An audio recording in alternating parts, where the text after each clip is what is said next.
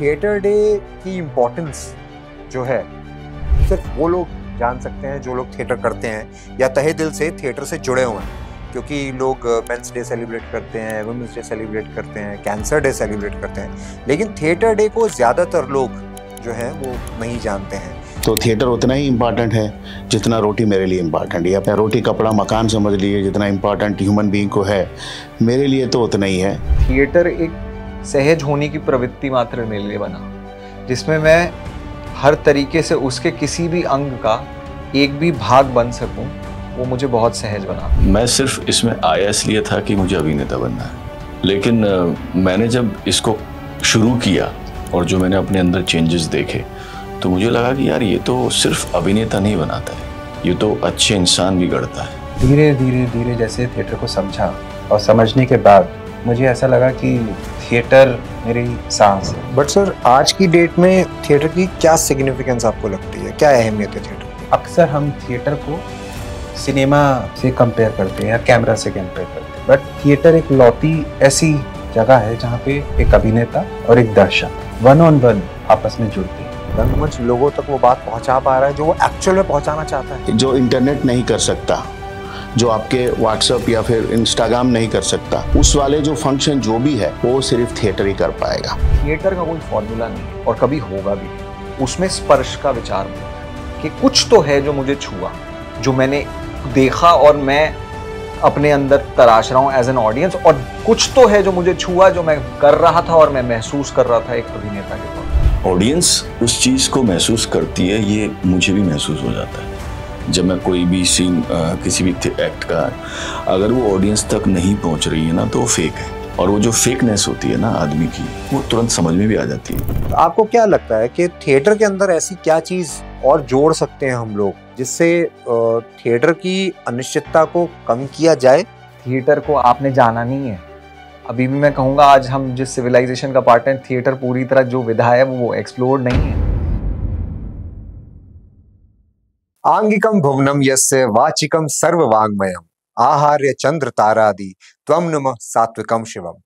ये वो श्लोक है जो नाट्य शास्त्र में रंगमंच की चतुर्विद्या को दर्शाता है कि चतुर्विद्या अभिनय क्या है और अपने आप में वो रंगमंच के लिए कितना जरूरी है।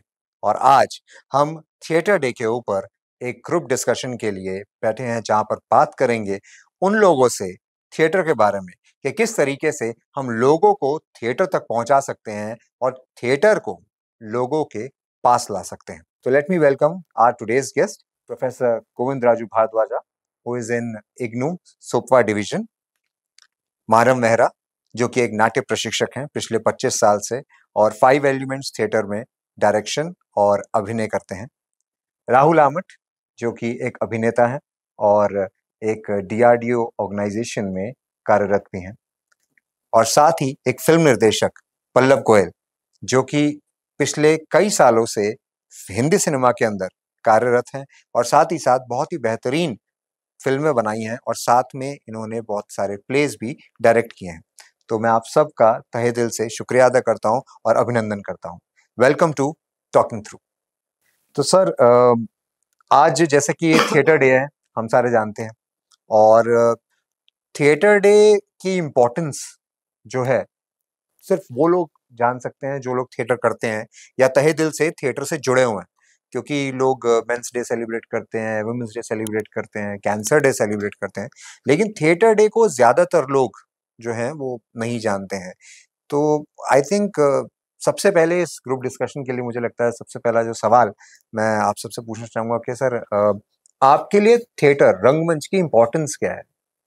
जैसे कि थिएटर करना ही हमारा काम है, जैसे वृत्ति प्रवृत्ति जैसे हम बात करते हैं, किसी का वृत्ति अलग होता है, प्रवृत्ति अलग होता है। जैसे कोई ऑर्गेनाइजेशन में काम करते हैं, कोई ऐसे अभिनय में भी हो जाते हैं, मगर हमारे साथ मतलब पर्सनली फॉर मी मेरा दोनों ही काम वही है, थिएटर। वृत्ति और प्रवृत्ति भी मतलब एक तरीका का सौभाग्य समझ लीजिए। जिस चीज़ को मैं पढ़ा हूँ उसी चीज़ में काम भी करता हूँ, उसको आगे ले जाने की कोशिश भी कर रहा हूँ। तो it is like my breath in breath out का काम है, और मेरा लिविंग जो भी है उसी के ऊपर बन रहा है। तो रोज़ी रोटी जो बोलिए आप आम भाषा में, वो मेरा वही है। तो थिएटर उतना ही इम्पॉर्टेंट है जितना रोटी मेरे लिए इम्पॉर्टेंट है, या पानी मेरे लिए इम्पॉर्टेंट है, या रोटी कपड़ा मकान समझ लीजिए जितना इम्पॉर्टेंट ह्यूमन बीइंग को है, मेरे लिए तो उतना ही है, क्योंकि मैं उसी से अपना जीवन आगे कर रहा हूँ, और उसी में से प्रशिक्षण भी लिया और उससे ही मैं आगे बढ़ रहा हूँ।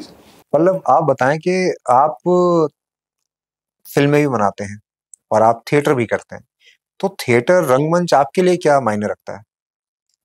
मेरे लिए, मैं थोड़ा ये बता देना चाहता हूँ, मैं बचपन से थिएटर कर रहा था और फिल्म मेरे लिए ट्रांजिशन की तरह आया। जैसे एक बच्चा बड़ा होता है फिर युवावस्था में आता है, ऐसे ही मेरे लिए थिएटर से फिल्मों में एक नेचुरल ट्रांजिशन हुआ। जो मुझे भीतर से महसूस हुआ, बाहर दुनिया को मैं इतना ठीक से देख समझ पाता नहीं हूँ, पर मुझे जो भीतर से समझ में आता है वो मेरे लिए बहुत, थिएटर एक सहज होने की प्रवृत्ति मात्र मेरे लिए बना, जिसमें मैं हर तरीके से उसके किसी भी अंग का एक भी भाग बन सकूं, वो मुझे बहुत सहज बनाता था। चाहे मैं उसमें किसी भी कार्य में काम कर रहा हूँ, किसी भी उसके एक पोर्शन में काम कर रहा हूँ, चाहे बैक स्टेज कर रहा हूँ, चाहे लाइटिंग में हूँ, चाहे मैं एक्टिंग हूँ या कुछ भी, इतनी बड़ी वो विधा है जो अगर मैं बोलूँ कि वो हमें कहीं ना कहीं ताउम्र सहज बनाने का काम करती है। ये मेरे लिए थिएटर की अगर आप कहेंगे परिभाषा या कुछ, तो मेरे लिए वो है कि आप अपने को तराशते हुए सहजता की ओर चले जाते हैं। तो राहुल जी, आपके लिए रंगमंच के क्या मायने हैं? क्योंकि आप थिएटर के अभिनेता भी हैं, आप फिल्मों में भी, सिनेमा में भी काम कर रहे हैं, और साथ में आपकी एक अलग जर्नी भी है जिसमें आप प्रोफेशनली बिल्कुल ही अलग फील्ड में काम करते हैं। मेरा भी कुछ ऐसा ही विचार है जो पल्लव जी ने बोला थिएटर को लेकर। मैं सिर्फ इसमें आया इसलिए था कि मुझे अभिनेता बनना है ना, एक्टिंग बनना है। लेकिन मैंने जब इसको शुरू किया और जो मैंने अपने अंदर चेंजेस देखे, तो मुझे लगा कि यार ये तो सिर्फ अभिनेता नहीं बनाता है, ये तो अच्छे इंसान भी गढ़ता है।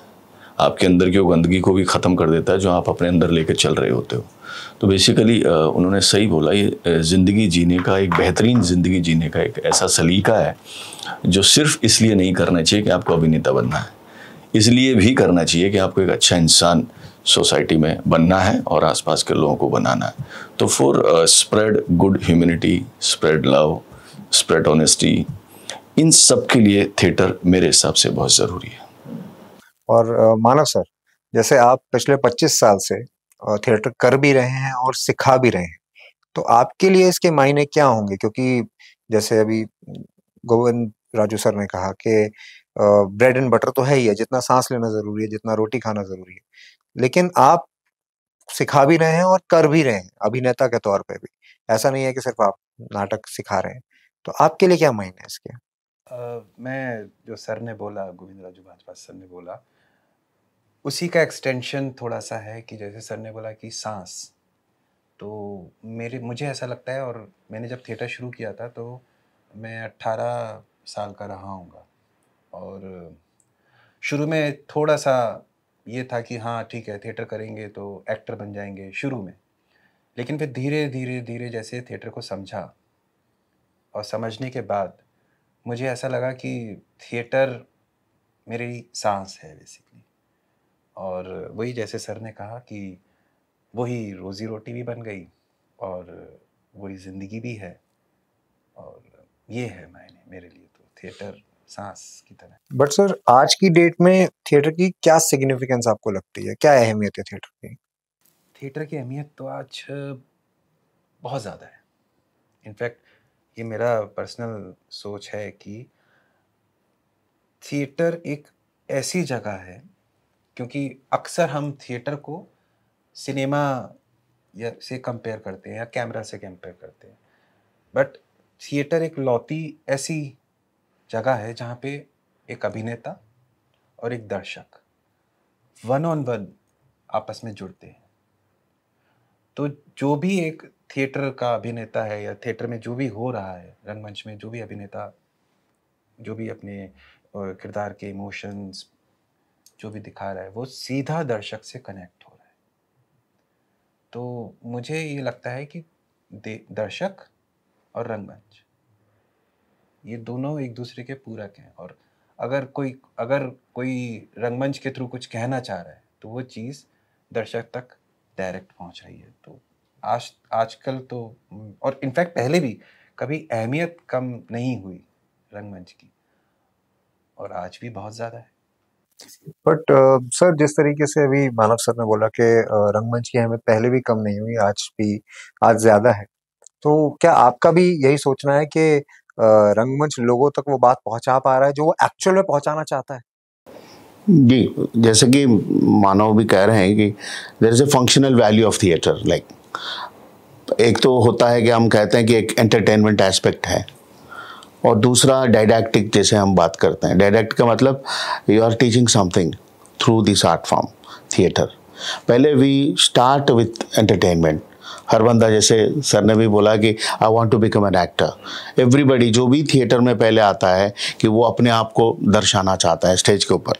Direction, play writing, lighting, back stage, वो तो बाद में आते हैं, पर पहले तो you want to express yourself. What you want to express yourself. एक तो आपको नाम चाहिए एज एन एक्टर, देन आप जो कहना चाहते हैं उस बात के ऊपर आपका ध्यान जाता है। पहले you start with an amateur type of attitude to become an actor, then you want to convey something. ये बहुत ही इंपॉर्टेंट है। जब तक ये चीज़ सोसाइटी में होगी, if you want to convey something, इसके माध्यम आपको चाहिए जब तक थिएटर जिंदा रहेगा। मतलब you have seen many gadgets, अभी इंटरनेट भी आ गया आपके पास, और भी विधाएं हैं जो इंटरनेट नहीं कर सकता, जो आपके व्हाट्सएप या फिर इंस्टाग्राम नहीं कर सकता। उस वाले जो फंक्शन जो भी है वो सिर्फ थिएटर ही कर पाएगा। अब वैसे बोलते हैं कि फिल्म आ गया, थिएटर ख़त्म हो गया, टेलीविज़न आ गया, थिएटर ख़त्म हो गया। अब फिर भी आप देख रहे हो थिएटर हो रहा है।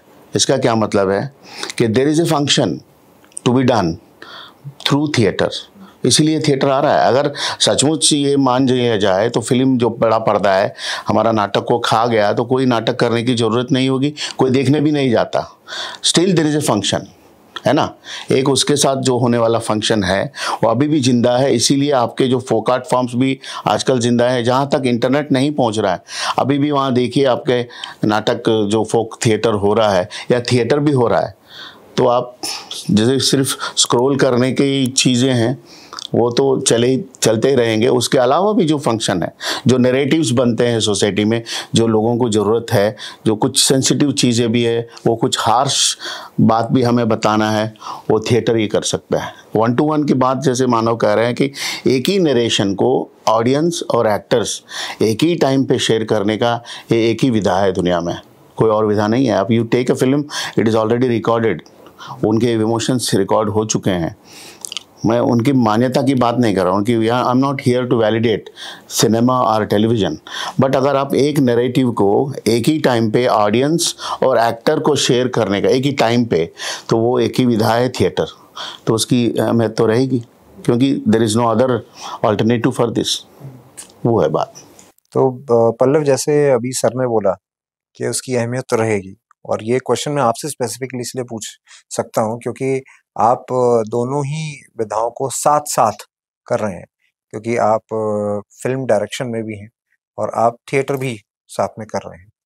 तो आपको क्या लगता है, कौन सी ऐसी विधा है या कौन सा ऐसा माध्यम है जो अपने में सक्षम है किसी भी बात को या किसी भी पर्पस को सामने सॉल्व करने में या ऑडियंस तक पहुंचाने में? इसमें तो मैं दोनों विधाओं को ही कहूँगा कि दोनों बहुत सक्षम हैं, पर जो सर दोनों लोग बोल रहे थे उसमें मैं ये ज़रूर जोड़ूंगा कि जो फिल्म और थिएटर का कोई कंपैरिजन तो नहीं है, दोनों विधा है मोड ऑफ कम्युनिकेशन की, लेकिन जो आज के ज़माने में और आगे जाकर भी होगा, जो हम थिएटर की रेलेवेंस की बात कर रहे थे, वो इसीलिए होगा क्योंकि इस मोड ऑफ कम्युनिकेशन में एलिमेंट ऑफ अनसर्टेनिटी ताउमर रहेगा, जैसे हमारे जीवन में होता है। और फिल्मों में और एडवर्टाइजिंग में भी, और बाकी जितना भी अब आगे एआई डेवलप हो रहा है, बाकी दुनिया डेवलप हो रही है, अब आगे देखते जाएंगे, सब कुछ कंट्रोल्ड है। कंट्रोल कहीं ना कहीं आप लेयर्स में जाते जाएंगे तो किसी एक पॉइंट पर आके आपको कंप्लीट कंट्रोल दिखना शुरू होगा। थिएटर में कभी भी कोई भी चीज़, मैं ये नहीं बोल रहा हूँ कि केओस है, बट कोई भी चीज़ ऐसी नहीं है जो सर्टनली आप कह लें कि ये सर्टनिटी के साथ मैं कह सकता हूँ कि ऐसा थिएटर नहीं, तो इतनी पुरानी विधा इतने बड़े एवोल्यूशन को पार नहीं करती। वो विधा ही इसीलिए है कि उसने उस मोड ऑफ कम्युनिकेशन ने हर बार अपने आप को अलग तरीके से दिखाया, समझ किसी ने किया कुछ नहीं, अपने आप वो इवॉल्व किया है, जैसे हमारी भाषा इवॉल्व करती है। और फिल्मों में और एडवर्टाइजिंग और बाकी दुनिया में पुनरुक्ति का विचार बहुत है कि मैं आपको एक ही चीज़ को, जैसे हम फॉर्मूला कहते हैं, कि उनमें आपको दिखेगा कि यार ये फॉर्मूला है जो आप स्केल अपस्केल करके अप्लाई कर सकते हैं। थिएटर का कोई फॉर्मूला नहीं है और कभी होगा भी नहीं। उसमें स्पर्श का विचार बहुत है कि कुछ तो है जो मुझे छुआ, जो मैंने देखा और मैं अपने अंदर तराश रहा हूँ एज एन ऑडियंस, और कुछ तो है जो मुझे छुआ, जो मैं कर रहा था और मैं महसूस कर रहा था एक अभिनेता के तौर पे या किसी भी उसके अंग के तौर पे कि वो हो रहा था, और वो क्षण प्रति क्षण बदलता है। उसकी खूबसूरती ही है। वो आप फिल्मों में और बाकी दुनिया में एक हद पर जाकर महसूस करते हैं, बहुत पर्सनल लेवल पे, लेकिन वो आपको कहीं ना कहीं अगर बहुत अच्छा कम्युनिकेशन है तो वो महसूस कराया जा रहा होता है। थिएटर में बहुत पर्सनल होता है, हर तरीके से बहुत पर्सनल होता है और क्षण दर क्षण बदलता जाता है। उसकी खूबसूरती ही वही है, इसीलिए मैं उसे रेलेवेंट कहूंगा आज भी। ओके, तो राहुल जी, जैसे अभी पल्लव जी ने बोला कि इस वजह से उसकी रेलेवेंस है थिएटर की, और इस तरीके से वो आपको महसूस करा देता है चीज़ों को क्षण प्रतिक्षण। तो आप एक अभिनेता हैं, और एक अभिनेता के तौर पर जब आप थिएटर कर रहे हैं या आप रंगमंच कर रहे हैं, क्या आप जो चीज़ महसूस कर रहे हैं, क्या आपको लगता है कि सामने वाला जो ऑडियंस है वो आपसे कनेक्ट हो पा रहा है करते हुए, थिएटर करते हुए? जब आप उस वक्त, उस क्षण जब आप स्टेज के ऊपर हैं, क्या आपको कभी ऐसा महसूस हुआ कि मैं कर रहा हूँ, और जो बात पल्लव जी कह रहे हैं उस बात को आप समर्थन करते हैं? देखिए, अगर मैं ऑडियंस को वो इमोशन, वो फीलिंग महसूस नहीं करा पा रहा हूँ ना, तो मैं शायद एक अच्छा अभिनेता नहीं हूँ, या मेरी ट्रेनिंग में कोई कमी रह गई है। मैं फिर ज़िद की वजह से वो काम कर रहा हूँ। ये इतने सालों से जो मैं कहता रहता हूँ कि यार मैं 14-15 साल से कर रहा हूँ, वो फिर दिखावा है।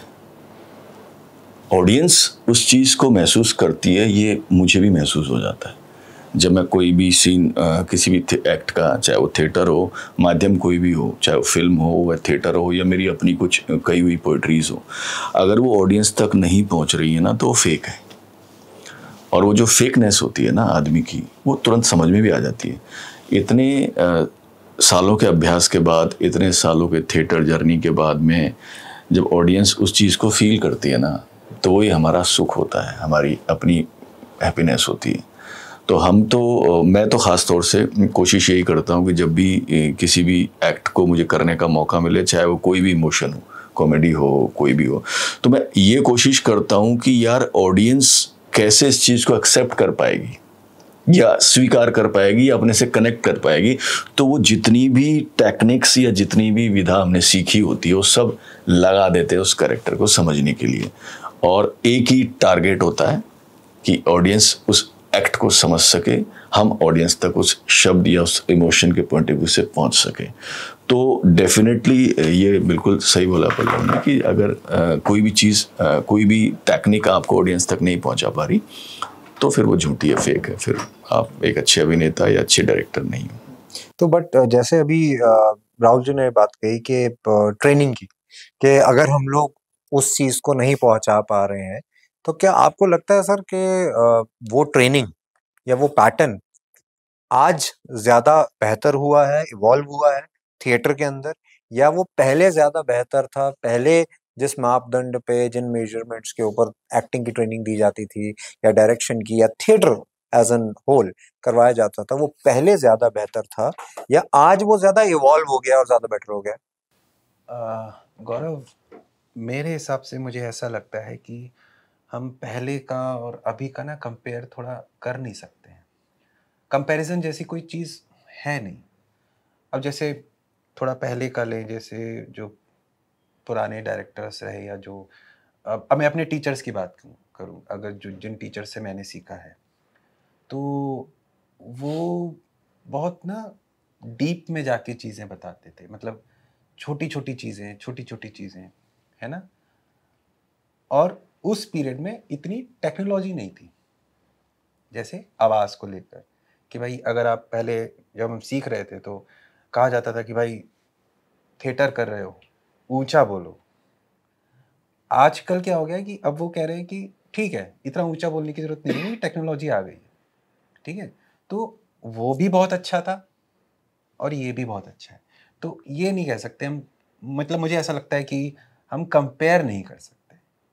लेकिन हाँ, हमें ये ज़रूर देखना पड़ेगा कि जैसे राहुल ने बात की कि ट्रेनिंग की कमी है, तो हमें ये देखना पड़ेगा कि जो हमें ट्रेनिंग दे रहे हैं वो कितने जानकार हैं, या उन्होंने खुद कितना थिएटर कर रखा है, या कितना वो जानते हैं रंगमंच को, ये ज़रूर देखना पड़ेगा। ये है बस। तो सर जिस हिसाब से अभी मानव सर ने बोला कि हम उस चीज को कंपेयर नहीं कर सकते, तो ये अगर हम ट्रेनिंग की बात करें वो कंपेयर नहीं कर सकते, लेकिन जो पाठ्य हैं, जो पहले अपना हमारे पास टेक्स्ट थे या स्क्रिप्ट्स थी, और आज की डेट में क्योंकि हम देखते हैं कि पुराने जो स्क्रिप्ट्स हैं वो आज भी लोग प्लेस करते हैं, लेकिन आज की डेट में कुछ नई मॉडर्न स्क्रिप्ट्स लोग अपने हिसाब से बनाते हैं या कुछ नई अडेप्टिव स्क्रिप्ट्स बना लेते हैं। तो आपको लगता है कि वो चीज़ ठीक है, या वो पहले वाली स्क्रिप्ट्स ज़्यादा बेहतर थी, ज़्यादा डेप्थ की थी, और आज की डेट वाली जो स्क्रिप्ट्स हो रही हैं वो बन रही हैं बस, लेकिन है नहीं थिएटर के लिए? नहीं, ऐसा नहीं, ऐसी बात नहीं है। जैसे एक फेमस डायरेक्टर है बीवी कारंत जी, वो एक शब्द उन्होंने बोला था कि theatre will be always contemporary. मतलब ये शब्द है जो है ना, it is valid from the years together. जैसे आप पुराने ज़माने की बात ले लिए तो थिएटर इज़ कॉन्टेम्पररी, आज की अगर हम बात करेंगे तो थिएटर इज़ कॉन्टेम्पररी। तो उस ज़माने के जो इश्यूज़ हैं उस तरह के कॉन्टेम्पररी चीज़ों को दर्शाता है वो थिएटर। अभी जो हम दर्शा रहे हैं वो आज के जो भी मुद्दे हैं वो उनके बारे में डिस्कस करते हैं, मतलब उसमें कोई कंपैरिजन हो ही नहीं सकता। जहाँ तक ट्रेनिंग का सवाल है, जैसे मानव भी कह रहे हैं कि पुराने ज़माने में ये कहा जाता कि भाई आप एक्टर हो, आपकी वॉइस जो लास्ट रो में जो बैठी है बूढ़ी औरत, उसका एक कान काम नहीं कर रहा है, वहाँ तक आपका आवाज़ पहुँचना है। आज का एक्टर पूछता है कि मैं क्यों उसके लिए प्ले करूं जो लास्ट रो में बैठी है, उसका एक कान सुनाई नहीं देता। Why should we play to them? So that is the question, isn't it? पुराने ज़माने में एक्टर ऐसे क्वेश्चन नहीं करता था। आपने बोल दिया कि आपको शॉट करना है, शॉट कर दिया। मतलब it is all the requirement of the situation. Contemporary जहाँ की बात करें, आप स्क्रिप्ट की भी बात करें या ट्रेनिंग की भी बात करें, तो आपका आज का रिक्वायरमेंट क्या है? जैसे आप पुराने ज़माने में बहुत एक नाटक करने में आप 2 महीने 3 महीने लगा रहे हो, अब आज के डेट में देखिए आप टाइम शॉर्ट होते जा रहा है। Still that is also a play, this is also play. अब जब क्वालिटी की अगर हम बात करें तो किसी को वो भी नाटक पसंद आ रहा है जो 3 दिन में बना है, और जो 3 महीने में भी बना है वो अभी पसंद भी नहीं आ रहा है। मतलब एवरी शो इज़ यूनिक। जिसमें प्रॉब्लम ये है, थिएटर में प्रॉब्लम ये होता है कि एवरी शो इज़ यूनिक, इसीलिए आप कंपेयर ही नहीं कर सकते। कल का नाटक बहुत अच्छा है, जब भी आपने अच्छा रिहर्स नहीं किया और परफॉर्मेंस उस दिन कर लिया, वो हो गया, event has been done very good, but आपने बहुत अच्छा रिहर्स किया, आज आप नाटक कर रहे हो, आपका शो अच्छा नहीं गया। Because this is the power of the theatre. Like show में वही होता है कि आज आप एक्सेप्ट नहीं कर सकते कि एक टीम है वो हर बार अच्छा नाटक करता है, आप इस उम्मीद से जाते हो कि उस दिन वो अच्छा नहीं हो पाएगा, या फिर आप ऐसे ही जाते हो, कोई एमेच्योर टीम है आप देखना जाते हो तो आपका मन जीत लेता है वो, तो उसमें कंपैरिजन नहीं हो सकता। जहाँ तक ट्रेनिंग की बात है तो ट्रेनिंग हो रही है, हर स्तर पर हो रही है। हम पहले भी बात कर रहे थे, off the show off the record we were talking, 3 years का ट्रेनिंग हो रहा है, 3 दिन का ट्रेनिंग हो रहा है, 3 months का ट्रेनिंग हो रहा है। It's all the requirement. आज के एक्टर के पास मेरे ख्याल से टाइम कम है, सूक्ष्म मोक्ष होना चाहिए उसको। आप मतलब it's, I am not talking about the people and the quality of that, but everybody उनका टाइम, कम टाइम में आपको सीखना भी है, काम करना भी है और भूल भी जाना है। इसीलिए आप देखेंगे कम टाइम में जो भी काम हो रहा है थिएटर में या फिल्म में हो रहा है, लोग जल्दी भूल जाते हैं। उनके परफॉर्मेंसेस भी उतने याद रखने का टाइम नहीं है, ऑडियंस के पास भी टाइम नहीं है ना, तो इतना आपका परफॉर्मेंस याद रखें क्यों? Because of the quality and the requirement भी है ना। आज हमको भूल के आगे जाना है। आपका ह्यूमन ब्रेन भी एक तरह का कंप्यूटर है ना। आप क्या एक 5000 वर्ड्स या 6000 वर्ड्स आप याद रख सकते हो, बाद में कुछ नए चीज़ आपके पास आएंगे तो पुराने अरेज हो जाएंगे, नया मेमोरी आएगा आपके पास, तो नए परफॉर्मेंसेस आएंगे, नए देखेंगे। अब जहाँ तक मल्टीपल लैंग्वेजेस का बात हो रहा है, इम्प्रोवाइज की बात हो रहा है, जैसे हम बोलते हैं कि इंड्यूस्ड परफॉर्मेंस है, या फिर आप 3 एक्टर्स है, एक मलयालम बोलता है, एक हिंदी बोलता है, एक इंग्लिश बोलता है, but 3 people are interested to the theater and they are doing it and we are seeing it. What is the problem? ये वही बात हो गई कि क्रिकेट अनिश्चितताओं का खेल है, तो थिएटर भी अनिश्चितताओं का खेल है। अनिश्चित शब्द वो लेके शुरू नहीं होते हम। अगर हम इस शब्द को लेके शुरू होंगे तो काम ही नहीं होगा, थिएटर नहीं कर पाएंगे आप। अनिश्चित है ये नहीं, हम तो निश्चित है हमको थिएटर करना है, मगर वहाँ जाके क्या होगा वो nobody knows, because once actor enter into a stage, वो क्या करेगा, जितना भी वेल रिहर्स्ड हो, आपको पता है मूवमेंट, आपको लाइन पता है, एकदम स्टेज पे जाके बंदा ब्लैंक भी हो सकता है, या एक दूसरे को डोमिनेट भी कर सकता है। एक अच्छा एक्टर वहाँ पे डल हो सकता है, एक ऐसे ही एमेच्योर एक्टर खा जाता है। मतलब it is the power of the theatre. अभी सर ने ना रिक्वायरमेंट की बात की, तो एक ऐसे ही बहुत अच्छा सा इंटरेस्टिंग इंसिडेंट याद आया। अभी कुछ दिन पहले, जैसे मैं ट्रेनिंग भी देता हूँ थिएटर की, तो कुछ दिन पहले एक बच्चे का फ़ोन आया कि सर हमें थिएटर ज्वाइन करना है। तो अमूमन मैं पूछता हूँ कि भाई थिएटर क्यों ज्वाइन करना है, क्योंकि आजकल जैसा आप सब जानते हैं कि थिएटर को खाली एक प्लेटफॉर्म की तरह लेते हैं कि भाई अभिनय बन करेंगे। तो उसका जवाब बड़ा इंटरेस्टिंग था सर, रिक्वायरमेंट भी बहुत स्पेसिफिक थी। उसने मुझसे कहा कि सर मुझे थिएटर ना इतना करना है सिर्फ कि मैं अच्छी अच्छी ना वो रील्स बना सकूं।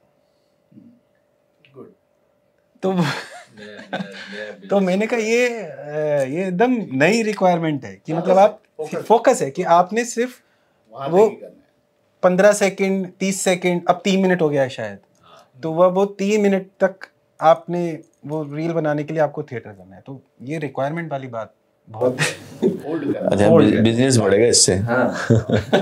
जो लोग थिएटर को as a bread butter use करते हैं, तो एक रील्स के लिए पॉइंट ऑफ व्यू से भी थिएटर किया जा सकता है। सही बात। बट आपको क्या लगता है कि जैसे आपने रील्स की बात करी अभी, तो आप खुद भी जैसे इंस्टाग्राम पे आपका खुद का एक चैनल है, लेकिन वो चैनल ऐसा नहीं है कि आप सिर्फ रील्स बना रहे हैं उसके ऊपर, आप उसमें कुछ एक डेप्थ की बात करते हैं। आप अगर उसमें पोइट्री कर रहे हैं या कुछ में कोई इन्फॉर्मेशन दे रहे हैं या कोई ऐसी बात कर रहे हैं जो लोगों को कुछ सिखा जाए, तो वो सिर्फ कहने के बात की नहीं है, उसके अंदर कुछ डेप्थ है। बट आपको क्या लगता है कि जिस तरीके से भी सर ने बोला कि आजकल लोग इस चीज के लिए सीख रहे हैं कि सिर्फ रील बना सके, क्या थिएटर इस चीज के लिए है? क्या लोगों को थिएटर को इसी माध्यम से यूज करना चाहिए, या उनको समझना चाहिए कि ये सिर्फ उस चीज के लिए नहीं है, इसके आगे भी दुनिया है? देखो, जिस तरीके की रील्स मैं बनाता हूँ उसके लिए थिएटर्स मस्ट कंपलसरी। मैं बताता हूँ क्यों। क्योंकि हम इंस्टाग्राम पे स्क्रॉल करते हैं, हमारा जो रिटेंशन टाइम है ना, बहुत हम नहीं समझ पाते हैं, हम तुरंत भागते हैं। जो मैं कहता हूँ, हमारे गुरुजी ने, हमारी माता जी ने हमसे कहा है कि स्लो मोशन चलने से अच्छा है कुछ क्रिएटिव कर लो। तो जो मैं कहता हूँ यार, अगर मैं 30 सेकंड का भी कोई मैसेज देना चाहता हूँ, तो वो मैसेज सिर्फ दिखावे कि मेरे दिखाने के लिए थोड़ी ना, मैं तो लाइट करके चश्मा लगा के दिख गया हूँ, लेकिन कनेक्ट कैसे करूँगा? तो फिर से वही चीज़ आती है, आपकी जर्नी, आपकी विधा, आपकी ट्रेनिंग कि इमोशन तो हमारे अंदर सबके। अब गांव देहात में आप जाते होंगे, देखते होंगे, आप भी सर कनेक्ट करोगे इस बात से कि गांव के लोग बड़े प्यारे होते हैं, लेकिन अपने बेटे को किस इमोशन के साथ समझाना चाहिए, कई बार वो नहीं समझा पाते हैं। अंदर प्यार भरा पड़ा है, भयंकर प्यार भरा पड़ा है उनके लिए, लेकिन वो जो एग्जीक्यूट हो रहा है ना, वो कुछ और ही निकल कर आ रहा है। ठीक है, तो वो कहने का मतलब है कि मैं अगर अपनी थॉट को ऑडियंस तक नहीं पहुंचा पा रहा हूं, मैं उस इमोशन, उस पेन को, मेरी एक्चुअली जो इंस्टाग्राम का पेज है वो पेन्स से रिलेटेड है। मुझे लगता है कि पेन कनेक्ट करता है लोगों को और हील भी करता है, तो मैंने वो चुना है, अपनी तरफ से खुद ने चुना है। तो उस पेन को मैं अगर नहीं कनेक्ट कर पा रहा हूँ तो फिर मेरा बेकार है। तो वो जो तरीका है वो तो मैंने थिएटर से सीखा है ना, कौन सा इमोशन कब कहाँ आपको लाना है, कौन सा जेस्चर आपको लाना है, कौन से आई मूवमेंट्स आपको करने हैं, कौन सा आपको बीच में अंदर वो सब एक होता है एक सांस लेनी है, सांस की बात जैसे सर ने करी, कहाँ पर आपको पॉज लेना है, कहाँ दो शब्दों के बीच में पॉज कितना लंबा नहीं होना चाहिए कि ऑडियंस बोर हो जाए, वो सारी की सारा प्रोसेस तो थिएटर से सीखा है मैंने। तो रील चाहे 3 मिनट की हो, चाहे वो 30 सेकंड की हो, चाहे 6 मिनट की क्यों ना हो जाओ, अगर आपके अंदर वो इमोशन को पहचानने की पावर है या आप उस इमोशन को पहचान पा रहे हो, और तो ऑडियंस देखेगी उसको। तो मैंने तो थिएटर से ही सीखा है।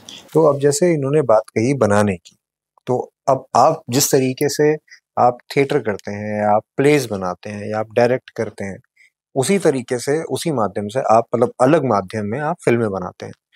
फिल्मों का एक अलग माध्यम होता है कि हमने शूट करा, उसके बाद हम एडिटिंग कर रहे हैं। अब जैसे सर ने बोला कि हमने एक रिहर्सल कर ली, उसके बाद एक्टर जाके वहां पे क्या करेगा? निश्चित यह है कि हम रिहर्सल करेंगे, प्ले निश्चित है, डायलॉग निश्चित है, स्क्रिप्ट निश्चित है। उसके बाद एक्टर वहां क्या करेगा वो अनिश्चित है, अनसर्टेन है। तो आपको क्या लगता है कि थिएटर के अंदर ऐसी क्या चीज और जोड़ सकते हैं हम लोग जिससे थिएटर की अनिश्चितता को कम किया जाए, या अगर नहीं कम किया जाए तो क्या वो उतनी ही खूबसूरत रहेगी थिएटर की अनिश्चितता के वो मेकिंग के तौर पर? क्योंकि फिल्म के अंदर तो सब कुछ आपने खुद ही बोला कि कंट्रोल्ड होता है, एक ना एक लेवल पे आके आपको पता चल जाएगा कंट्रोल्ड है। लेकिन थिएटर में जो अनिश्चितता है वो कई बार ऐसा भी होता है खराब भी हो जाती है। तो किस तरीके से हम उसको उसको एक लेवल पे लाएं, या उसका कुछ एक मापदंड आपको लगता है कुछ बना सकते हैं हम? कुछ मैं इसको ऐसे जोड़ूंगा कि वो प्रकृति है। थिएटर को आपको अब आपने जाना नहीं है। अभी भी मैं कहूँगा आज हम जिस सिविलाइजेशन का पार्ट है, थिएटर पूरी तरह जो विधा है वो एक्सप्लोर नहीं है। और आप होते कौन है उस विधा के साथ छेड़ाखानी करने वाले, जैसे प्रकृति के साथ। आप ये कहते हैं, इसको मैं ऐसे एग्जाम्पल दूं कि हम कहते हैं सेव द अर्थ।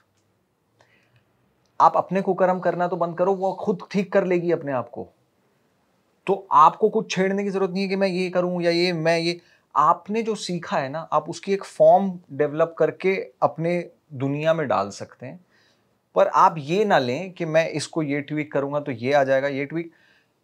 वो बात आती है बहुत अलग लेवल पर टेक्निक की, जो बहुत गुरु लोग हैं, और वो लोग भी कभी जब उस स्तर पर जाते हैं ना, वो खुद भी यही कहते हैं कि नहीं, उनको भी उतनी सिखलाई नहीं है। आज के ज़माने की प्रॉब्लम ये है कि दुनिया ने बाइफरकेट कर दिया कि मुझे मेरा पर्पस है ये तो मैं थिएटर कर लेता हूँ, मेरा पर्पस है ये तो मैं थिएटर कर लेता हूँ, मेरा पर्पस है ये तो मैं थिएटर कर लेता हूँ। उनका पर्पस डिसाइपल का नहीं है कि मैं मेरा जीवन ही थिएटर है। तो उसके लिए उनकी जो ये राहुल सर अभी कह रहे थे, उसको आप किसी भी फॉर्मेट में डालो, वो कुछ भी करेगा या करेगी। पर मैं अगर एक ही चीज़ पकड़ के बैठता हूँ कि मुझे रील सीखने के लिए थिएटर करना है, या मुझे फिल्मों में जाने के लिए थिएटर करना है, या मुझे टीवी में जाने के लिए थिएटर करना है, ऐसी बहुत दुनिया, वो वहीं बंद गए। उन्होंने वो दुनिया एक्सप्लोर ही नहीं करी। लेकिन जो थिएटर की दुनिया में उसी सिखलाई के साथ, उसी डिसिप्लिन के साथ जी रहा है, उसको इन सब आइडेंटिटी से फर्क नहीं पड़ता।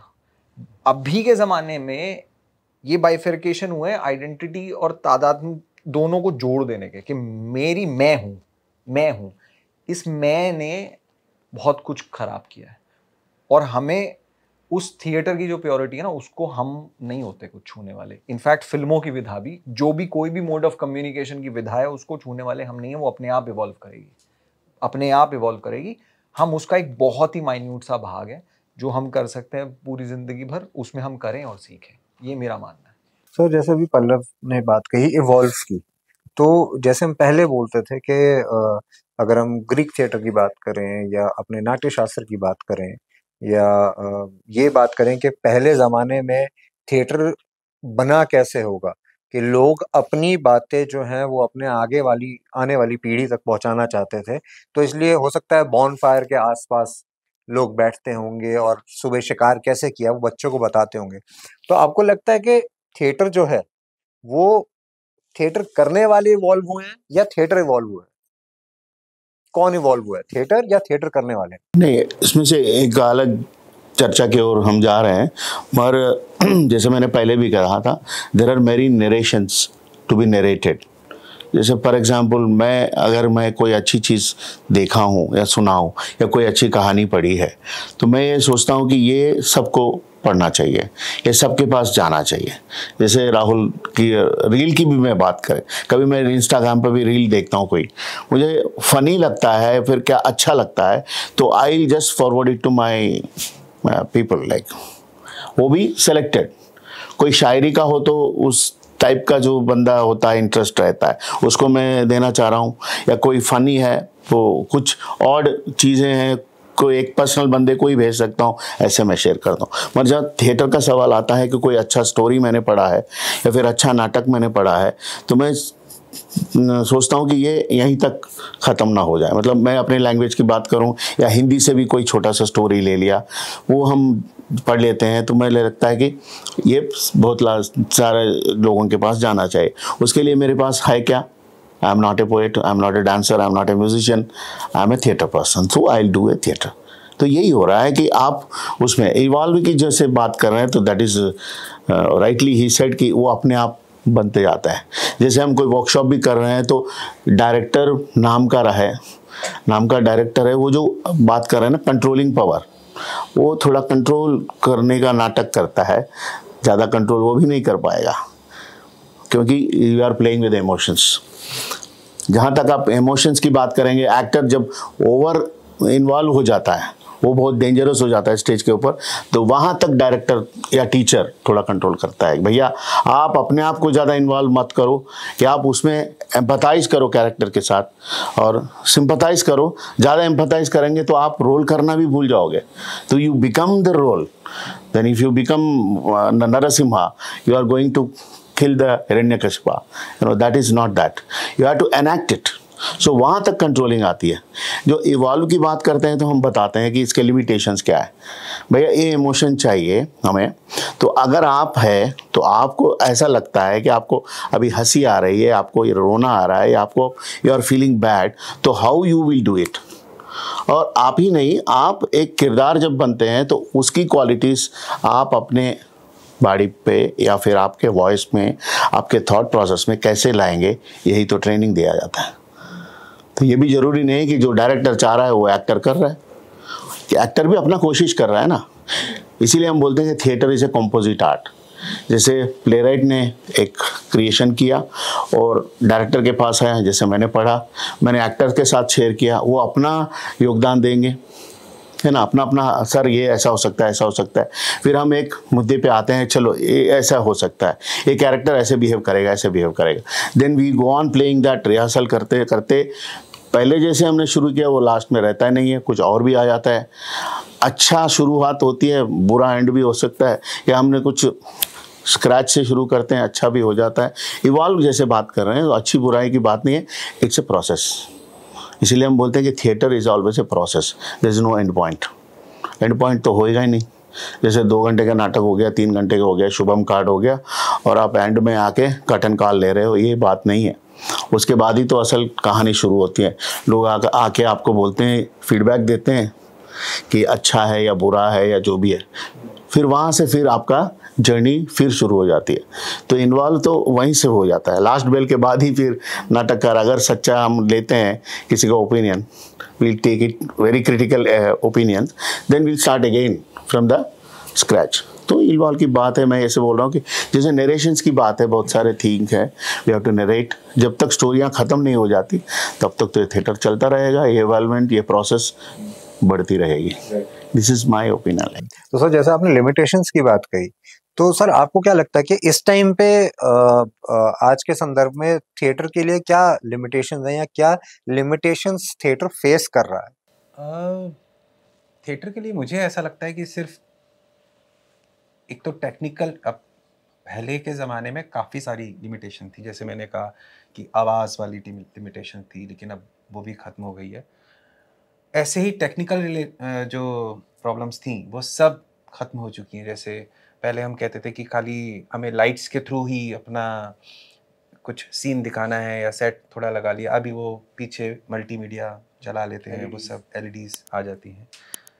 मुझे आज की डेट में सिर्फ एक ही लिमिटेशन लग रही है, और वो है दर्शक।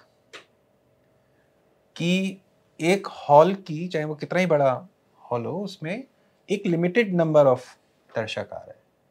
किसी में 100 आ जाएगा, किसी में 200, 300, 1000, 1500। मुझे ये फील होता है कि लिमिटेशन अब आज की डेट में थिएटर में सिर्फ दर्शक की रह गई है। बाकी जितनी भी टेक्निकल चीज़ें थी वो अब धीरे धीरे फ्यूचर में और फिनिश खत्म हो जाएंगी। इनफैक्ट अभी मैंने कोई एक वीडियो देखा, किसी ने भेजा था मुझे, उसमें थिएटर के अंदर एक बाइक को पुलिस चेस कर रही थी और वहाँ पे बाइक थी और मल्टीमीडिया के थ्रू पुलिस की कार थी और वो उसको चेस कर रही थी। और वो आप कह ही नहीं सकते कि ये थिएटर हो रहा है या ये कुछ और हो रहा है। तो वो लिमिटेशंस तो जा रही हैं, बस तो एक उस है दर्शक। तो आपको कहने का मतलब है कि एक्सपेरिमेंट्स जो हैं जी, अब वो होने लग गए हैं थिएटर के अंदर।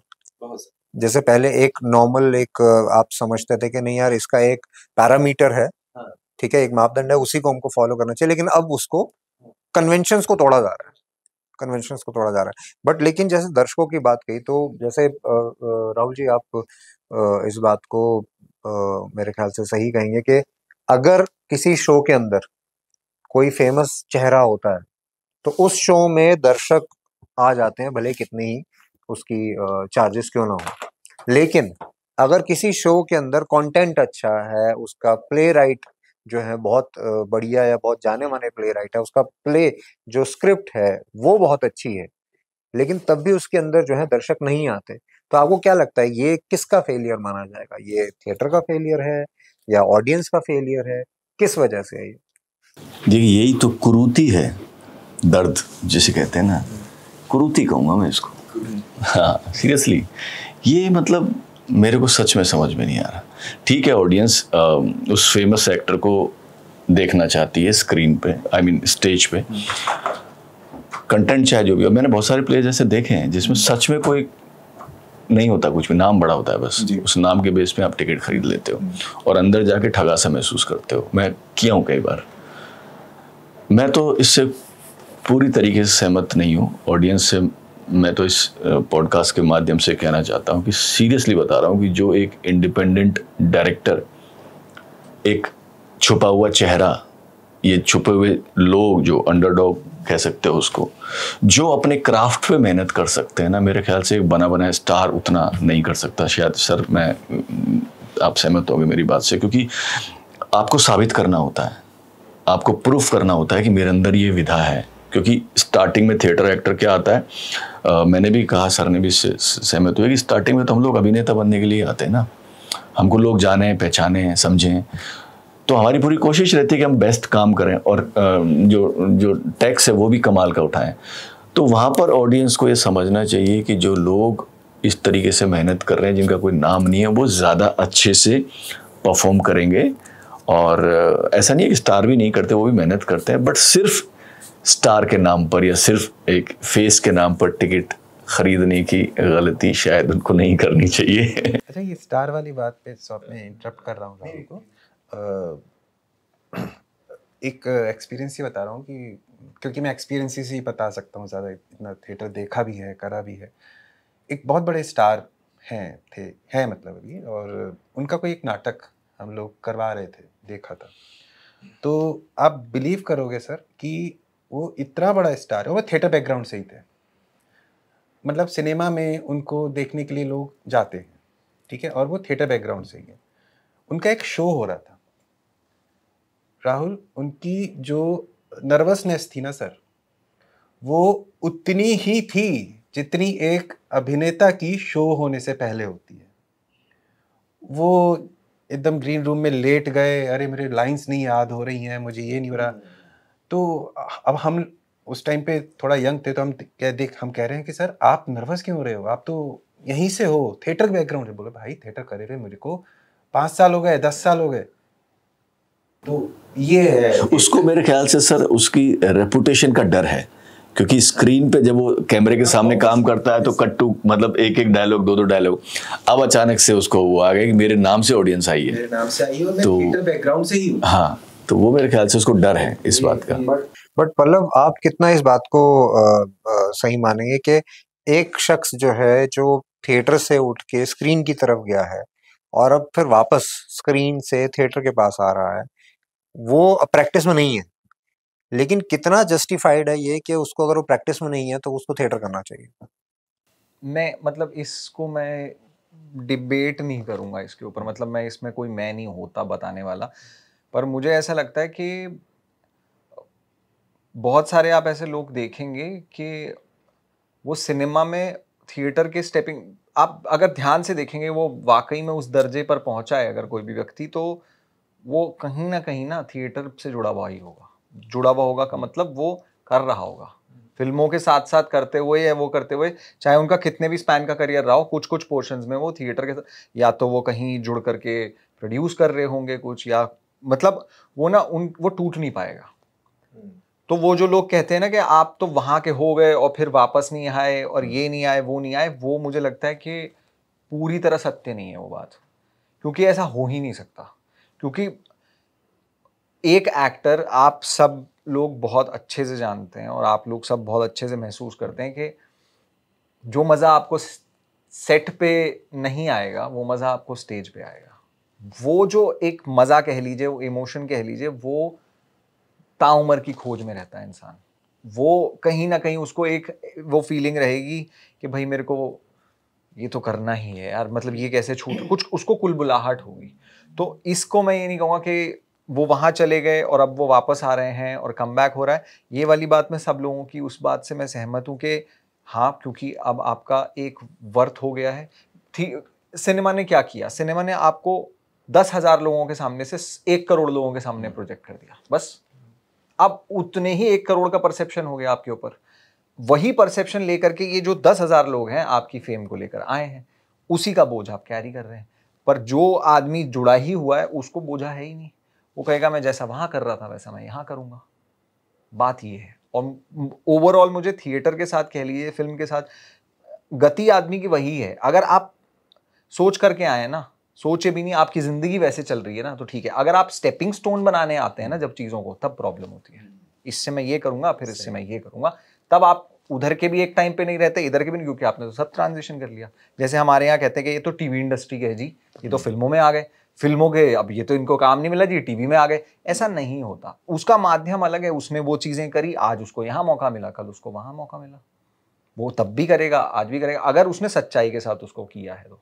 अब बाकी तो दुनिया जैसे आज आप देख ही रहे हो कर रही है, उसमें हम मतलब इसको मैं डिबेट का मसला नहीं कह सकता कि ये ठीक किया या नहीं किया, सबका अपना अपना औचित्य है और वो कर रहे हैं, सब अपनी जगह जस्टिफाइड है उस मामले में। तो जैसे आपने जस्टिफिकेशन की बात कही या बोझ की बात कही, तो सर आज की डेट में जब कोई भी एक्टर आता है तो, या पहले हम ये बहुत बात चलती थी, कह रहे ये तो बहुत बड़ा एक्टर है, इसको इस तरीके के काम नहीं करने चाहिए, या कोई ऐड होती है तो वो एक्टर होता है ना, एक अपनी रिस्पॉन्सिबिलिटी समझता है, नहीं नहीं नहीं मैं इस तरीके की नहीं करूंगा।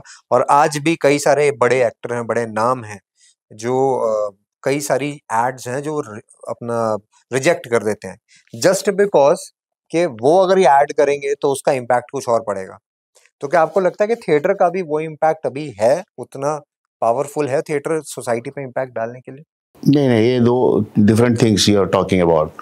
वो अलग है, जैसे आप एक प्रोडक्ट का ब्रांड एम्बेसडर बनते हो या नहीं बनते हो, या आपके बात आपको लगता है कि आप बोलने से लोग ऐसे कर देंगे, वो अलग मुद्दा है। जैसे एड्स की बात है, जैसे रिस्पॉन्सिबिलिटी तो थिएटर का है ही, क्योंकि आप बोलते हैं ना, you are not suppose to embrace the audience in theatre. Embrace का मतलब समझ रहे हैं ना आप, इतने क्लोज में जाके मैं आपसे बात कर रहा हूँ, it doesn't happen in theatre, जैसे स्ट्रीट प्ले में होता है ना। You just go to near the audience and you speak on his face, वो नहीं होना चाहिए, मगर स्ट्रीट प्ले में होता है। क्यों होता है? क्योंकि उस वाले मुद्दे का उतना ज़रूरी है, इसलिए हम उसके फेस के नज़दीक जाके समझाने की कोशिश करते हैं। Otherwise you see a theatre, audience एक अलग लेवल पे बैठे हैं, ऑडियंस नीचे बैठे हैं और एक्टर्स अलग जगह पे बैठे हैं। फिल्म में भी वो डिस्टेंस नहीं है ना। फिल्म में कैमरा भागता है, आगे भागता है, पीछे भागता है। Wherever audience want to see, then the camera will go there. और किसी के बाथरूम में ऑडियंस झांकना चाह रहा है तो camera is going there. In theatre it is not like that, है ना।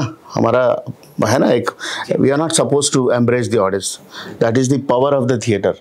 जैसे पिछले वाले मुद्दे के भी मैं बात कर रहा हूँ, एक एक्टर के नाम पे कोई नाटक कर रहा है, बहुत ज़्यादा लोग आ रहे हैं, this is the success of theatre. That's what I took it in other way. मैंने ये भी देखा है कि एक जगह में बहुत सारे ऑडियंस आते ही नहीं हैं, हम भी नाटक करते हैं वहाँ पे 50-60 से ज़्यादा नहीं आते हैं, मगर कोई नामी बंदा आ रहा है वहाँ पे, पैक थिएटर है, वो 10-15 मिनट का इंटरवल भी दे रहा है, तब भी कोई भी हिल नहीं पा रहा है।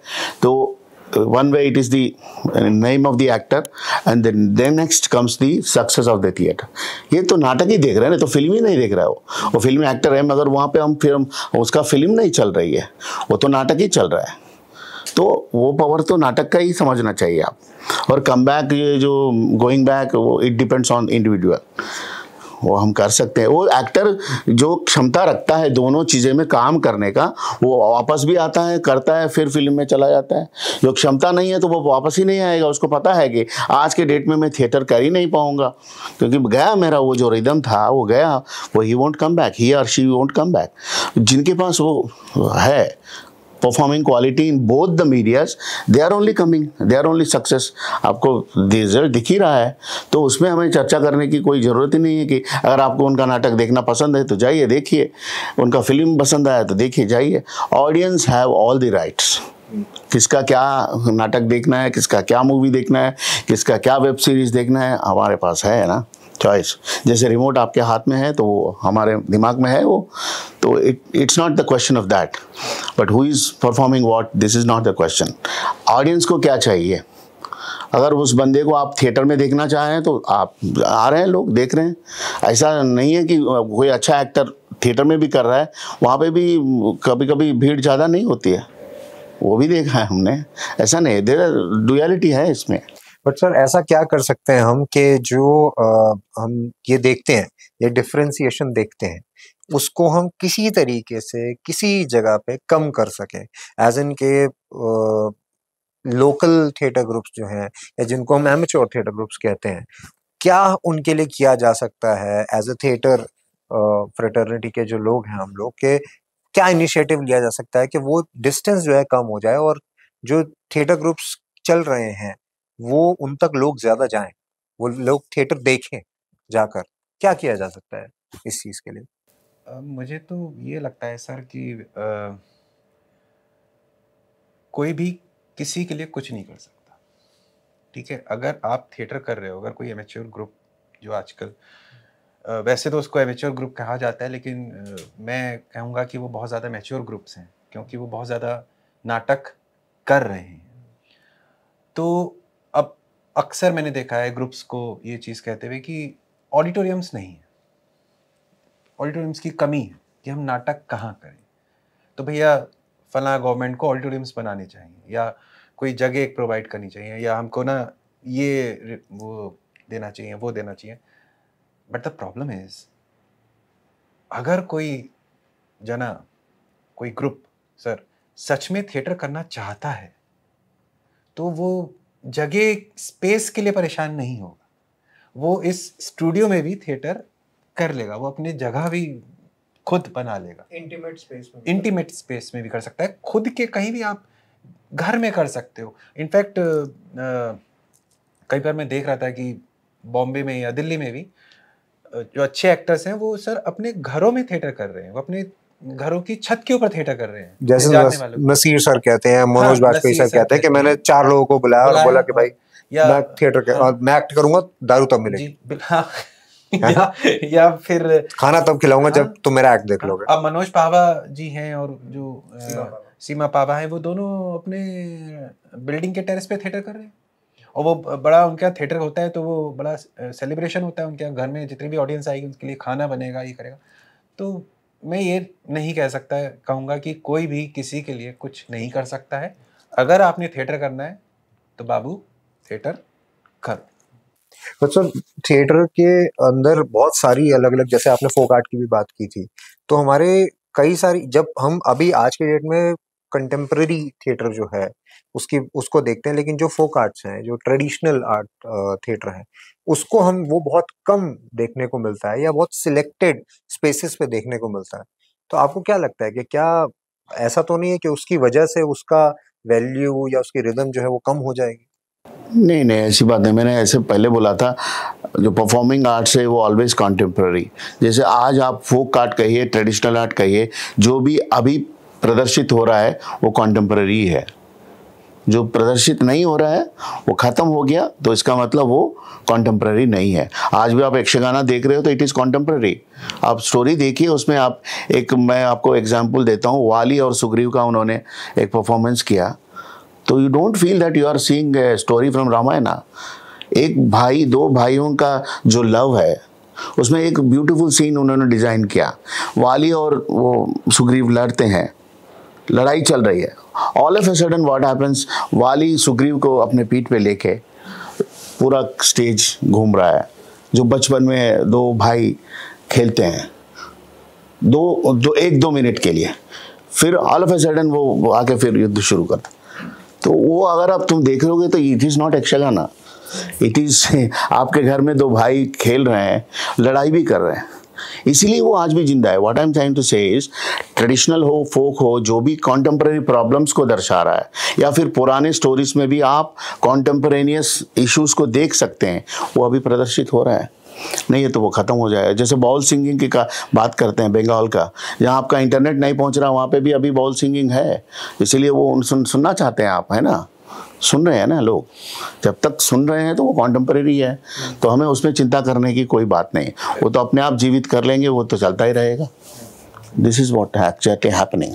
हम डरते हैं कि ये म्यूजियम पीस बन गया सर, इसका रक्षा करना है, नहीं, जब तक उसका फंक्शन जारी है वो बजता ही रहेगा, वो नाटक दिखाते ही रहेंगे लोग। अब जैसे स्क्रॉल पेंटिंग भी चल रहा है, उसकी ज़रूरत है इसीलिए तो कर रहे हैं लोग, नहीं तो कौन देखेगा उसको, है ना। पपेट्री है, जहाँ पे आपका फिल्म और टेलीविज़न नहीं चल रहा है, पपेट्री देखेंगे लोग। आप कौन है कि उसको बचाने की ज़रूरत, आपकी ज़रूरत ही नहीं है वहाँ। ना आपसे पहले कोई आया, ना आपके बाद कोई ऐसा आएगा कि वो चल रहा है, उसका फंक्शन चल ही रहा है। उसको हम बोलते हैं ना active bearers of the culture, जो है वो काम को चलते, जैसे सुरभि की भी बात कर रहे हैं, अब 148 ईयर्स हो गया थिएटर, अभी भी चल रहा है वो। It is not a museum piece, still people are watching. Stories are old, Ramayan Mahabharat से ही करते हैं वो कोई मोहन राकेश का नाटक ही नहीं करता वो सुरभि वाला, फिर भी लोग देखना चाहते हैं। Everybody knows the story. अब जो आपका वो देखिए ना दशहरा पे क्या होता है, रामलीला, रामलीला का स्टोरी आप नहीं जानते हो क्या? हाँ, फिर द्वारका में हो रहा है, जनकपुरी में हो रहा है, हर जगह हो रहा है रामलीला, फिर even then people are going, why? Because it is the power of the performance, that is what we are all supposed to agree. Sir, जैसे आपने सॉरी, मैं एक बात कहना चाहूँगा इसमें कि आपने बोली कि थिएटर के थ्रू आप कुछ ना कुछ बताते हैं, कुछ ना कुछ दिखाते हैं, तो थिएटर इन एजुकेशन की अगर हम बात करें, क्योंकि हाल फिलहाल के अंदर जैसे एनईपी ने 2020 के बाद एक निकाला है कि थिएटर इन एजुकेशन, तो आपको लगता है कि थिएटर के माध्यम से लोग, जैसे राहुल जी ने बोला था कि पर्सनल ग्रूमिंग जो होती है थिएटर के माध्यम से होती है, तो पर्सनल ग्रूमिंग के अलावा थिएटर एंड एजुकेशन आपको लगता है कि बच्चों के लिए भी ये फायदेमंद होगा? ये पहले भी था और अभी भी होगा, ये हमेशा रहेगा। क्योंकि छोटा सा एग्जांपल है कि अगर कोई कहानी किसी बच्चे को आप वैसे ही पढ़ने को दे दोगे, तो हम अपने बचपन में कितनी कहानियाँ पढ़े हैं, बहुत कम कहानियाँ पढ़े हैं जो हमारी कोर्स बुक की होती थी। अगर उसी कहानी को आप थिएटर के माध्यम से इनेक्ट करोगे या रंगमंच पे करोगे, तो वही कहानी बच्चा सिर्फ उसको इसलिए नहीं सुनेगा कि मुझे एग्ज़ाम पास करना है, वो इसलिए उसको देखेगा कि मुझे कुछ इससे सीखने को मिलेगा। जैसे राहुल ने बोला कि थिएटर खाली एक्टर नहीं बना रहा है या डायरेक्टर नहीं बना रहा है या लाइट डिज़ाइनर नहीं बना रहा है, वो एक इंसान बना रहा है। तो थिएटर एंड एजुकेशन तो हमेशा। पर्सनल ग्रूमिंग के लिए तो मैंने देखा है कि सर के पास बहुत सारे कॉर्पोरेट से लोग आते थे कि we want to do theatre just because of हम लोग हेजिटेट करते हैं, टीम लीड नहीं कर पा रहे हैं और वो नहीं कर पा रहे हैं, कॉन्फिडेंस की कमी है, स्पीच नहीं दे पा रहे हैं, तो उनका टारगेट तो एक्टर बनना थोड़ी है, तो पर्सनल ग्रूमिंग के लिए तो आ रहे हैं वो। तो जब उनको रिक्वायरमेंट हो रही है कॉर्पोरेट में, तो मेरे ख्याल से अगर बच्चों में हो जाएगी एजुकेशन तो ये तो कमाल कर देगी। और इनफैक्ट सर, एक बार मेरे पास एक मैजिशियन आया, और वेरी वेरी नाइस मैजिशियन, वो कहता है कि मुझे थिएटर इसलिए करना है कि वो मैं मैजिशियन तो बहुत अच्छा, मैजिक तो बहुत अच्छा करता हूँ, लेकिन उसको प्रेजेंट नहीं कर पाता हूँ। प्रेजेंटेशन स्किल, हाँ दैट्स व्हाट। पहले किसी जमाने में पर्सनालिटी डेवलपमेंट क्लासेस चलती थी। आजकल खत्म है वो। आजकल वो कहीं मैं देख नहीं रहा हूँ, जो भी आता है वो थिएटर ने ले लिया उसकी जगह। हाँ वही तो मैं बोल रहा हूँ ना, अभी क्या हो रहा है ना, we are starting identifying the qualities which theatre have. जैसे थिएटर एजुकेशन की बात हो रही है, this is not a new thing, पहले से आ रहा है ये, मगर हम अभी उसको आइडेंटिफाई करने की कोशिश कर रहे हैं, पुराने चीज़ों को दोहरा रहे हैं। अच्छा इसमें एजुकेशन भी है, अच्छा इसमें एंटरटेनमेंट भी है, जैसे आपको, जिसको आपको पता ही नहीं है, इसको हम बोलते हैं एजुकेशनल सिस्टम में ब्लरिंग ऑफ द जोन्स। हर जोन में हम इंटर कर रहे हैं। थिएटर क्या कर रहा है अभी, हर जोन में एंटर कर रहा है, एजुकेशन में एंटर कर रहा है, एंटरटेनमेंट में, ये पहले भी था, ऐसा नहीं है कि आज के डेट में। अब क्या है, इसमें स्पेशलिस्ट आ गए हैं, जैसे थिएटर एजुकेशन का एक स्पेशलिस्ट बन रहा है, पर्सनालिटी डेवलपमेंट वाला जाके भी वो थिएटर, जैसे आप बोल रहे हो, वो बन रहा है, लीडरशिप क्वालिटी सिखाना है तो थिएटर सिखा रहा है आपको। तो हम वो चीज़ें क्वालिटीज पहले से है, अभी हम हाँ रील बना रहे हैं या फिर वॉइस एक्टर बन रहा है, डबिंग आर्टिस्ट बन रहा है। अब जैसे आपने ही शुरू में बात की थी कि थिएटर की जो शुरुआत हुई वो आग के इर्द गिर्द और वो दिन भर की, अब वो भी तो थिएटर इन एजुकेशन था कि भैया आप दिन भर जो आपने किया, आपने शिकार किया, तो जो बच्चे देख रहे हैं जो शिकार पे नहीं गए, तो जो लोग उसको इनेक्ट करके दिखा रहे हैं कि भाई हमने ऐसे शिकार किया, तो वो भी तो थिएटर इन एजुकेशन ही था। पूर्वाभ्यास कर रहा है, वो शिकार का पूर्वाभ्यास सिखा रहा है वहाँ पे, वही है बस। राइट। तो पल्लव जी, जैसे अभी बात करी कि जो थिएटर है हमारा, वो हर चीज पे हर अलग तरीके से इन्फ्लुएंस करता है, तो आपको लगता है कि कोई ऐसा टाइम आएगा कि थिएटर का इन्फ्लुएंस जो है वो कम हो सकता है बिकॉज ऑफ, क्योंकि इतने ज्यादा माध्यम आ गए हैं, ओटीटी का आ गया है, इन्फ्लुएंसिंग के जो अलग अलग सोशल मीडिया के माध्यम आ गए हैं, थिएटर का जो उसका इन्फ्लुएंस है वो कम हो सकता है? ये तो सब शब्द हैं, दम नहीं है इनमें कुछ भी, क्योंकि वो इतनी बड़ी, मैंने जैसे प्रकृति के साथ उसकी तुलना करी ना, वो हमारी सबकी प्रकृति है। उस प्रकृति में आप, वो चलती चली आ रही है, वो चलती चली आएगी, आप उसको अलग अलग नामों से बोलते जाएंगे। कल को नाम थिएटर, उसका कुछ और कर दोगे, फिर कुछ और कर दोगे, फिर कुछ और कर दोगे, लेकिन है सारी, मतलब लब्बो लबाब उसका वही है कि आप उसको, वैल्यूएशन कम होना तो मैं जिंदगी में कभी सोच ही नहीं सकता कि वो होगा। मतलब मैं इतना अल्ट्रा ऑप्टिमिस्टिक हूँ कि वो विधा जो है, आप अगर ये कहें लुप्त, वो हो ही नहीं सकती, फॉर्म बदल सकती है वो। जैसे पानी भाप बन जाता है, फिर वापस पानी बन जाता है, फिर बर्फ बन जाता है, वही चलता रहेगा। आप उसको बर्फ बोलते हैं, आप उसको भाप बोलते हैं, आप उसको पानी बोलते हैं, नाम आप बदल सकते हैं जनरेशन से, पर विधा को कोई, विधा में अपने आप बहुत सारी चीज़ें जुड़ेंगी भी। विधा अपने आप, जैसे नदी अपना रास्ता बदलती है ना, वैसे ही विधा भी अपने आप को ठीक करती हुई चलती है। तो वो कुछ कुछ चीज़ें पीछे छोड़ेगी, कुछ कुछ चीज़ें अपनी रखेगी, कुछ कुछ लेगी, और ऐसे ही चलेगी वो आगे। आप करने की कोशिश मत करिए कुछ, हम ये कर देंगे, हम वो कर देंगे, अपना झंडा पीछे रखिए और उसके साथ चलिए। ये बहुत ही प्यारा थॉट है sir, it's a good thought. तो इसी थॉट के ऊपर मैं इस डिस्कशन को जो है एक विराम तो नहीं कहूंगा, लेकिन एक अंतराल पे पहुंचाने की बात कहूंगा, क्योंकि आप अपना काम करते चलिए, वो विधा अपना रास्ता खुद ढूंढ लेगी और वो वहां तक पहुंच जाएगी जहां पे उसको पहुंचना है। तो इसीलिए आप भी अपना रास्ता ढूंढिए और देखते रहिए talking through. And thank you for being there with us, and thank you to all of you for taking out time and giving us your time for this great discussion on theatre on the World Theatre Day. And thank you so much. And हमारे channel को like, share और subscribe करना ना भूलिएगा, क्योंकि इसी तरीके से और बेहतरीन कंटेंट थिएटर के लिए जो है वो हम आपके पास लाते रहेंगे through talking through. Thank you so much.